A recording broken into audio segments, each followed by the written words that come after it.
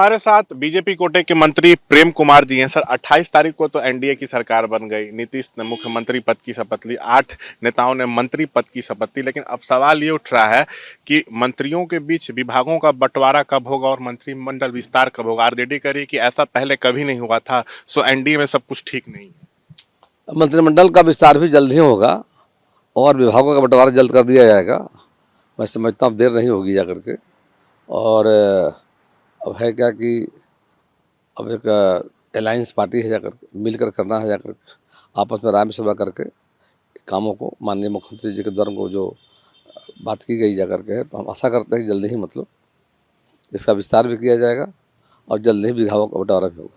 Jitan Ram Manjhi NDA में है, मांझी को मिलाकर उनकी पार्टी में 4 एमएलए हैं, बेटा उनके एमएलसी हैं, तो बेटे को तो मंत्री बना दिया गया, लेकिन मांझी एक और मंत्री पद की मांग कर रहे हैं। वो कह रहे हैं कि जो हमारे विधायक हैं अनिल सिंह, उनको भी मंत्री बनाया जाए, ऐसा नहीं होगा तो मेरे साथ अन्याय होगा। वो निशाना साध रहे हैं निर्दलीय सुमित सिंह पर, जिनको मंत्री बनाया गया। वो कह रहे हैं वो तो निर्दलीय हैं, उनको पहले भी मंत्री बनाया गया और मनचाहा विभाग दिया गया, सो इस बार फिर उनको मनचाहा विभाग मिलेगा, सो हमारा एक और मंत्री बने हमारी पार्टी से। सो हम तो सीएम का ऑफर ठुकरा दिया, हमको महागठबंधन सीएम बनाने का ऑफर दे रहा था। एनडीए गठबंधन जो हमारा है, मिल बैठकर इन सारों बातों का समाधान कर लिया जाएगा और आशा करते हैं इसका समाधान होगा।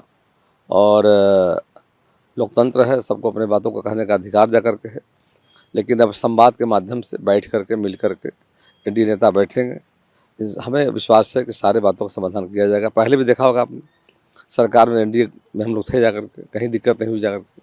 2005, 2010, आगे 2017 में जाकर के, फिर 20 में, तो लगातार हम मिलकर काम किए हैं और आगे मिलकर हम काम करेंगे। इस सारी बातें जो आ रही है उसका जल्दी पटाक्षेप होगा।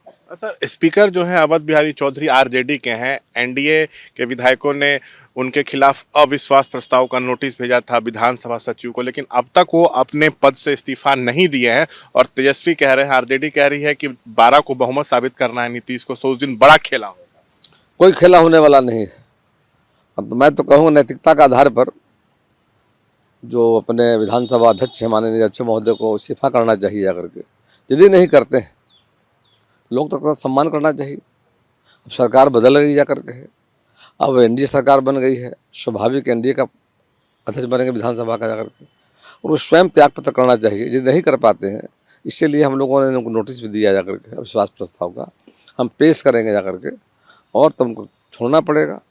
उपाध्यक्ष के फिर अध्यक्षता में माने इस बातों को देखा जाएगा कि बहुमत किधर जा कर के है। मुझे पूरा विश्वास है कि आने वाले समय में जो विश्वास मत प्राप्त हमें करना है जाकर के हम प्राप्त करेंगे जाकर के। और माननीय अध्यक्ष जो बिहार विधानसभा है वो स्वयं त्यागपत्र कर देना चाहिए। नहीं करते हैं तो फिर जो लोकतांत्रिक प्रक्रिया है उसका तो हटाए जाएंगे। अच्छा सर, आरजेडी की तरफ से बार बयानबाजी हो रहा है कि खेला कर देंगे। उधर अखिलेश सिंह है बिहार कांग्रेस के अध्यक्ष, कह रहे हैं कि मांझी हम लोग के साथ हैं तो सीएम बना देंगे, तो क्या अपने मकसद में कुछ सफलता मिलेगी राजद को, या सिर्फ जनता को गुमराह करने की कोशिश है? ये जनता को पूरी तरह गुमराह करने की बात जाकर के है, उनकी बातों में दम नहीं जा कर के है। एनडीए एकजुट है जा कर के, और मैं समझता हूं कि निश्चित तौर पर कहीं कोई दिक्कत नहीं जा कर के है। कोई खेला होने वाला है नहीं, अब खेला खत्म हो गया है। अब नई पारी की शुरुआत हो गई है। एनडीए गठबंधन 2025 तक माननीय मुख्यमंत्री नीतीश कुमार जी की अगुवाई में भाजपा, हम और अपना लोजपा मिलकर सरकार को चलाएंगे। एक आखिरी सवाल, आप तो बहुत अनुभवी नेता हैं, फिर से आपको मंत्री बनाया गया है, क्या प्राथमिकताएं रहने वाली हैं? बिहार में कानून का राज बना रहे, बिहार का विकास तेजी से हो और बिहार के लिए एक अच्छा अवसर है।